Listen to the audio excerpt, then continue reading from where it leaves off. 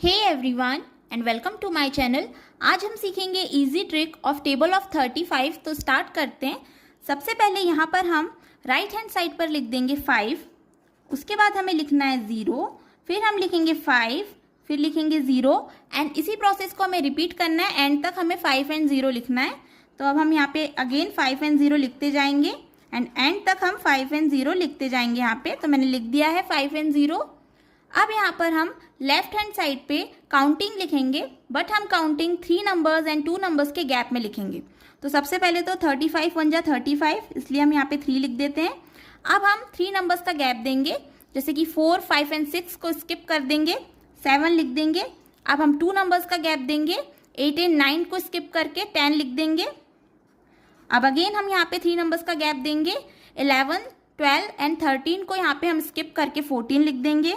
फिर again 2 numbers का gap देना है हमें, 16 एंड 15 को यहाँ पर हमें स्किप कर देना है एंड 17 लिख देना है। अब यहाँ पर हम 3 नंबर्स का गैप देंगे, 18 19 एंड 20 को स्किप कर देंगे, 21 लिख देंगे। अगेन 2 नंबर का गैप देना है, 22 एंड 23 को स्किप करना है, 24 लिखना है। फिर यहाँ पर 3 नंबर का गैप, 25 26 एंड 27 को स्किप करके 28। अब यहाँ पर 2 नंबर्स का गैप, 29 एंड 30 को स्किप करना है, 31 लिखना है।